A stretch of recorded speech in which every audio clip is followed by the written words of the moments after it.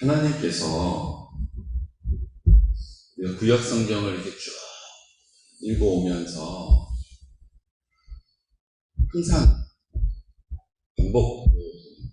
하나님께서 동일하게 일하시는 장면이 있습니다. 뭐냐 하면 하나님을 인정하지 않는 거죠. 하나님이 함께 하시고, 에덴 동산에서부터 그랬죠. 하나님이 함께 하시고, 하나님이 은혜 베풀어 주시고, 하나님이 지켜주시고, 하나님이 돌봐주시고, 하나님이 공급하시고, 하나님이 인도하시고. 이제 좀 하나님이 함께 하시는 그 은혜, 하나님이 함께 하시면 모든 것이 뭐예요? 만족되어지는 거죠. 우리 인생도 왜 이렇게 불만이 많은지 몰라요. 대통령 어떻고,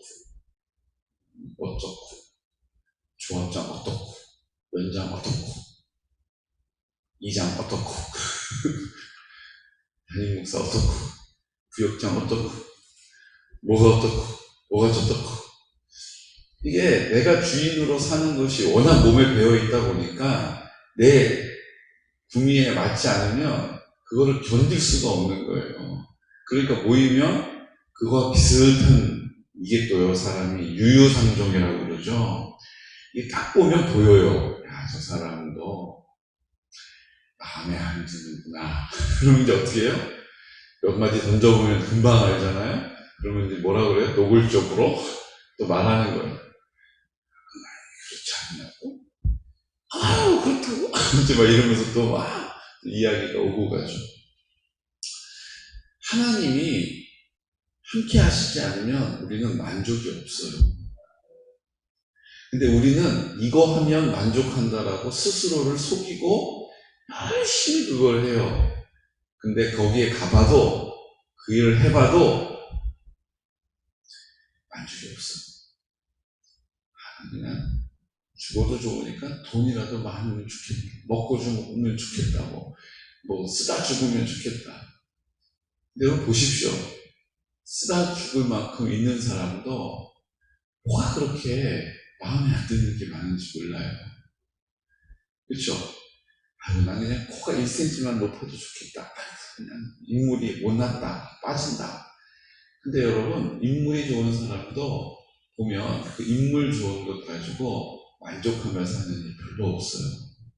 인물이 좋으면 돈이 없고, 돈이 있으면 뭐하냐고 건강을 잃었는데, 건강하면 뭐하냐고 자식이 그냥 저런데 만족이 없어요. 그러니까 에덴 동산에서부터 하나님이 함께 하시는 우리에게 만족이 있습니다. 평안이 있습니다. 기쁨이 있습니다. 감사가 넘쳐요.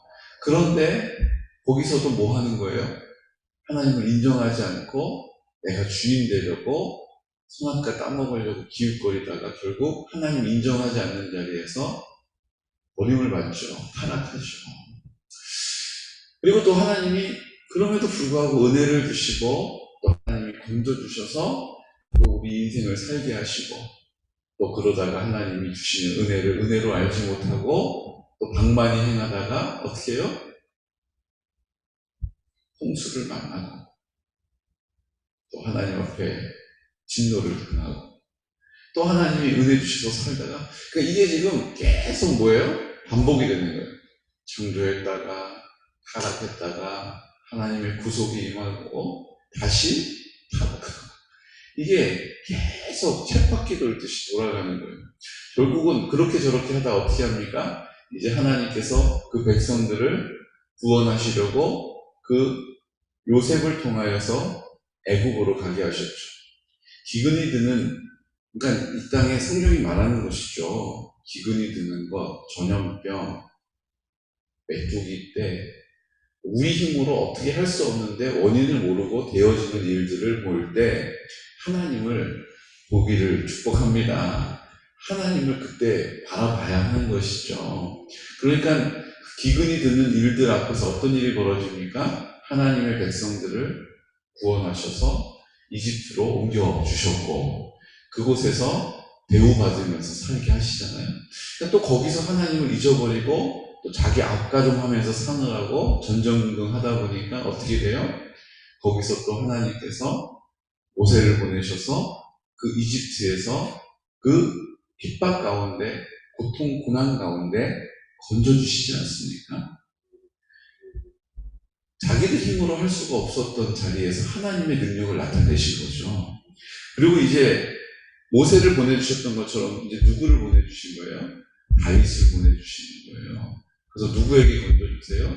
그 이방 민족들을 진멸하고 그들을 정복하고 다스리라고 하셨는데, 그 상황을 눈앞에 보니까 저들은 우리보다 거인이고 철병거를 타고 우리보다 싸움을 잘하고 이렇고 저렇고 그렇고 이래가지고 결국은 타협하며 살다가 이제는 영향을 주는 것, 서로 그냥 살다가 이제는 영향을 받으면서 사는 거예요.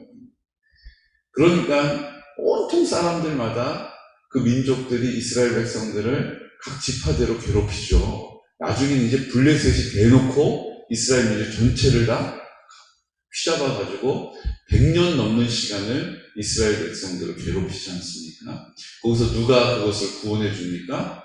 다윗을 통해서 골리앗을 시작으로 해서 다윗이 승리하고 이기게 하셔서 이제 그 모든 대적들에서 자유를 주십니다. 대적들에 대해서는 자유를 주셨는데 지금 뭐가 문제예요? 다윗 아내가 문제예요. 외부의 문제는 하나님이 이기게 하시는 승리가 있었는데 내부의 문제가 해결이 안 되는 거예요. 마음의 문제가 해결이 안 돼서 밧세바를 취하죠. 이제는 그 자녀의 문제가 해결이 안 돼서 자녀가 반역을 꾀하고 아버지를 죽이겠다라고 군대를 일으키는 이런 상황까지 가게 됩니다.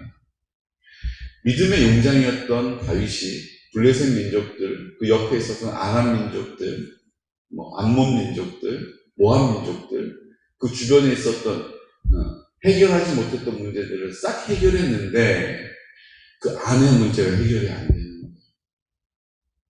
결국은 그 전까지 한 번도 그 성을 내어준 적이 없었는데 압살롬하고 그 아들하고 싸우고 피 흘리는 것이 싫어서 그 예루살렘 성을 도망해 나오지 않습니까? 근데 하나님은 그 도망쳐 나온 자리에서 하나님의 사람들을 준비시켜 주시고 그 초라한 그 자리가 하나님이 인도하심을 경험하는 자리가 되게 하시는 구원의 하나님이심을 또한 나타내십니다. 결국은 이제 이겼습니다. 압살롬이 죽임을 당해요. 요압이 가가지고 절대 내 아들을 해치지 말라라고 당부했지만 참 반찬 3개 가져가가지고 자기 압살롬을 찔러 죽이고 그 옆에 있었던 정예군들이 그 아들을 짓밟아 죽이죠. 참혹한 죽임을 당합니다. 그 아들의 죽음을 듣고 다윗이 지금 어떻게 해요?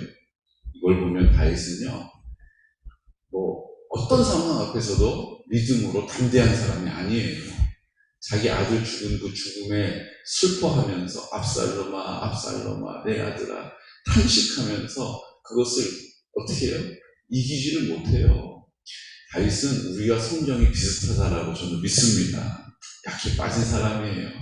하나님이 그의 강함이 되셨지 그의 원래 모습은 우리와 똑같아요. 약한 사람이에요.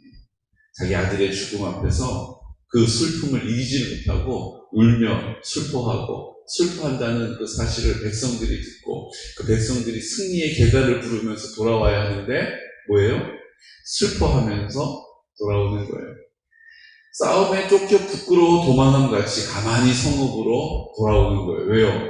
왕이 저렇게 슬퍼하신다 하니 이것은 이겨도 이긴 것이 아니죠.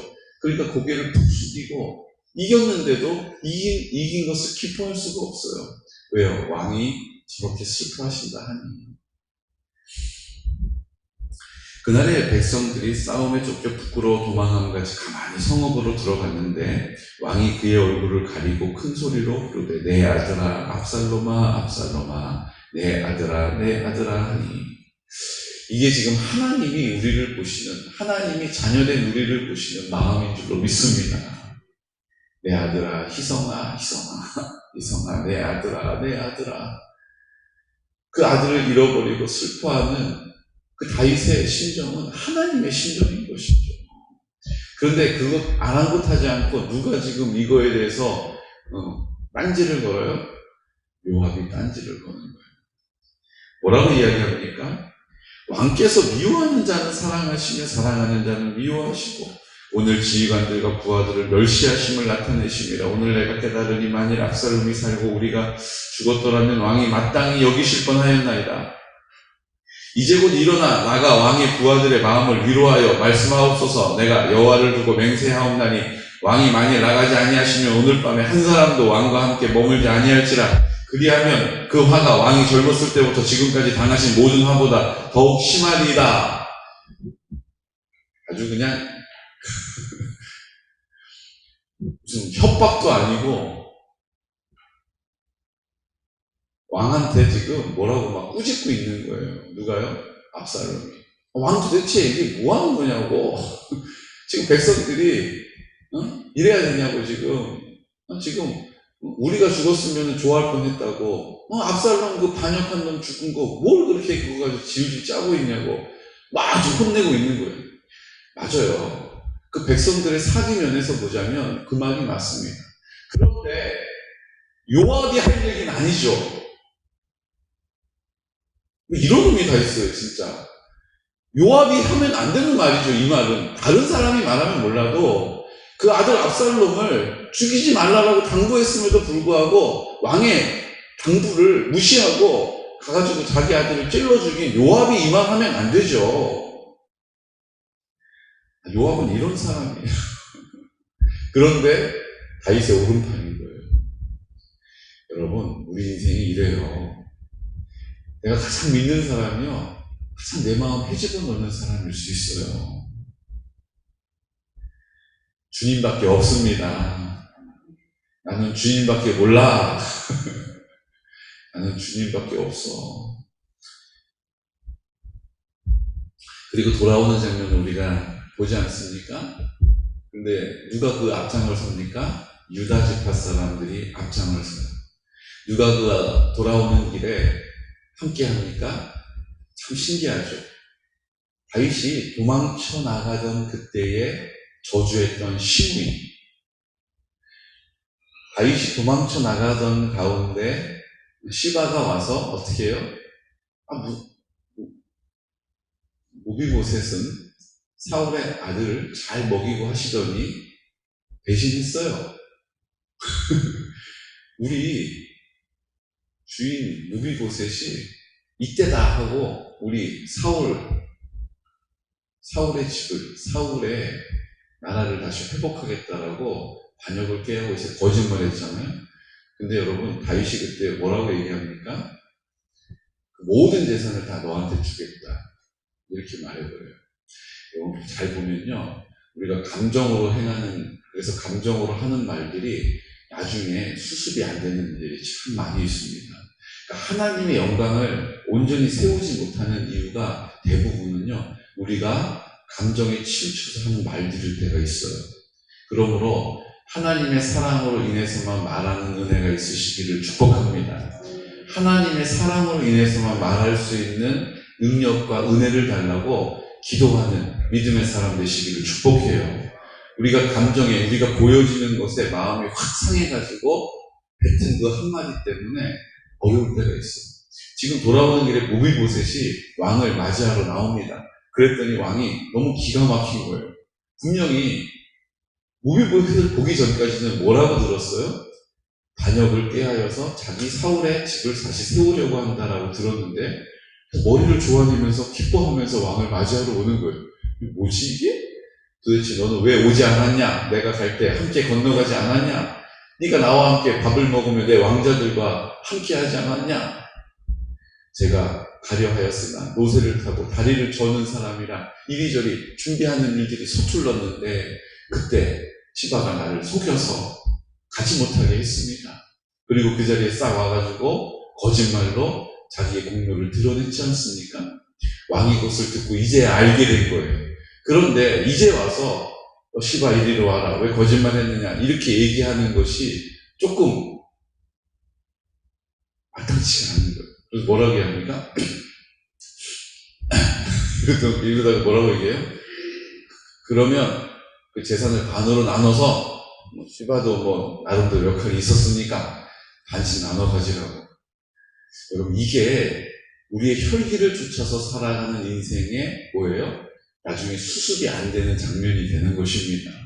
그때 가서 내가 잘못 알았다, 그 시바를 벌 주고 다시 원상복귀 시켜주마, 이래야 되는데 그렇게 하기도 왕측면이 서지가 않는 거죠. 하나님께서 우리의 말의 근원이 되시기를 축복합니다. 우리가 하는 모든 말들이 하나님이 일하시는 데에 사용되어지시기를 예수 그리스도 이름으로 축복해요. 결국 그 일들 가운데 이제 그 일도 이제 봉합이 되고, 그 다음 누가 나옵니까? 바르실레라고 하는, 그가 피난길에 그 왕의 일행들을 우승히 모셔요. 왕이 그것으로 공개한다고 그러죠. 풍성함으로 살피는 거예요.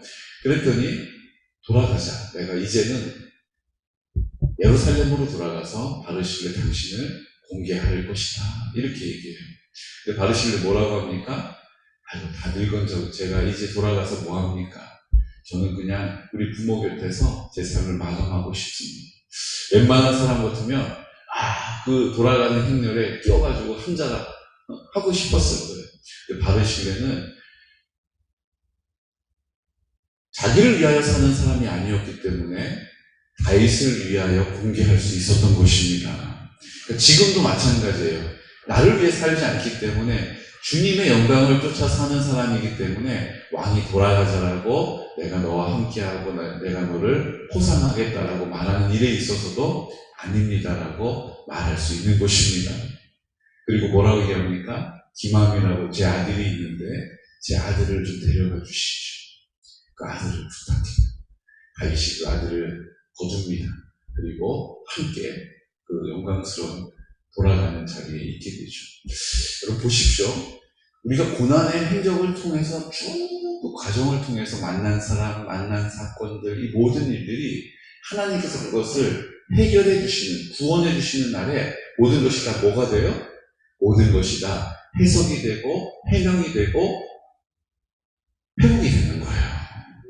그리고 하나님의 나라가 되는 것은 이렇게 중요한 것입니다. 잠깐 어려움이 있어요. 잠깐 하나님의 나라를 온전하게 하시려고 하나님이 허락하시는 고난도 있어요. 하지만 그때 주님께로 돌아와서 주님의 주님 되심을 선포하고 주님의 손에 인도함을 받으면 하나님께서 그 모든 것을 하나 회복시키시고 온전하게 하시고 해명되게 하시고 새롭게 하실 줄로 믿으시기 바랍니다. 하나님 반드시 보존하신다는 거예요. 이게 무슨 하나님이 뭐 복을 더해 주신다 이런 개념이 아니고요. 하나님이 그 모든 과정들을 어떻게 하시는 거예요? 보상해 주시는 거예요. 하나님이 명명백백 다 하나님이 뭐 해주신다는 거예요? 하나님께서 그 모든 일들을 하나하나 하나님의 방법으로 질서 안에서 마무리해 주신다는 거예요. 그러므로 우리는 그 하나님을 신뢰하시기를 축복합니다. 하나님이 그 모든 일을 지금 나를 위하여 일하고 계심을 신뢰하시기 바랍니다. 그러므로 입을 열어 기도하는 것입니다. 누구에게요? 그 하나님 아버지께. 이제 이 뒤로 유다 지파를 하나님이 세우세요. 유다 지파를 하나님이 세우셔서 그 나머지 지파 사람들의 압살롬을 기름 부어 왕으로 세운 이후에 모반을 했던 사람들 아닙니까? 그런데 그들이 다윗 왕한테 와서 회개한 일이 없어요. 참 안타깝죠. 우리가 잘못했습니다. 이렇게 하진 않고 그냥 하고 뿔뿔이 다 흩어져서 자기 집으로 갔단 말이에요. 근데 유다 지파만이 이제 다윗을 왕으로 옹립하면서 다윗에게 힘을 실어주죠. 결국은 이것이 남유다와 북이스라엘로 나뉘게 되는 첫 번째 이유가 됩니다. 베냐민 지파, 시므이가 베냐민 지파 사람들 1000명을 데리고 와서 그 다윗을 환영하면서 받아들이죠. 다른 지파들은 다 뿔뿔이 흩어져 버리고 왕이 돌아오는 일을 관여하지 않았습니다. 왜요? 체면도 없고 면목도 없고, 그러니까 그렇게 하지도 못할 뿐만 아니라 그렇게 할 수도 없었던 거죠. 결국 그 일이 어떻게 됩니까? 두 나라로 나뉘게 되는 첫 번째 시간점이 되는 거예요. 여러분, 잘못한 것을 잘못했다라고 말할 수 있는 은혜가 있으시기를 축복합니다. 실수라고 말할 수 있는 은혜가 있으시기를 축복해요. 그러면 하나님이 그 자리 가운데 회복시켜 주신다는 거예요. 근데 그것을 거절하면 하나님은 또 하나님의 방법으로 일해 가시는 것입니다. 사랑하는 성도 여러분, 오늘 우리가 하나님 앞에서 회복되어지는 다윗을 보고 있습니다. 그리고 하나님께서 회복하는 원리들도 나타내고 계세요. 돌아와서 자복하고 회개하며 하나님이 그 모든 일을 마무리하십니다. 하나님의 선하심을 드러내십니다. 하나님의 영광을 보게 될 것입니다. 늘 우리의 삶에 그 하나님과 동행해 나가는, 주님을 더 친밀함으로 따라가는 믿음의 사람 되시기를 예수 그리스도의 이름으로 축복합니다. 제가 다 같이 기도드릴 때, 오늘 하나님께서 우리에게 믿음의 공동체로 우리를 부르셨습니다. 우리에게 허락하신 공동체들을 통하여 주님이 일하고 계십니다. 오늘 우리가 그 믿음을 가지고 하나님이 마무리하신다, 하나님이 결론 지어주신다, 우리가 이 믿음의 소망을 가지고 오늘 하나님 앞에 기도하는 것입니다. 주님, 우리 공동체들을 위해서 기도하고 성결한 다음 세대를 세우기 위하여 우리 실버처치를 통하여 복음을 어르신들에게 전하는 일에 있어 주님을 신뢰합니다. 주님이 앞서 행하여 주시옵소서. 우리 연로하신 어르신들과 환우들을 위해서 기도하고 있습니다. 어제 우리 정금순 권사님 면회하고 오셨는데 하나님 움직이시기도 하고 또 좋은 경과도 있게 하심을 감사합니다. 하지만 주님, 우리는 주님을 신뢰하고 끝까지 하나님 손에 맡깁니다. 주께서 그 생명의 근원이 되심을 이제 하나님의 나라를 그 한 사람의 입술의 선포를 통하여 순종의 태도와 감사의 고백을 통하여 나타내신다는 사실을 우리가 정금순 권사님을 통하여 다시 한번 확인하게 하시고 확증하게 하여 주시옵소서. 우리가 하나님 아버지 앞에 생명의 근원이 되심을 우리 모든 공동체로 보게 하여 주시옵소서.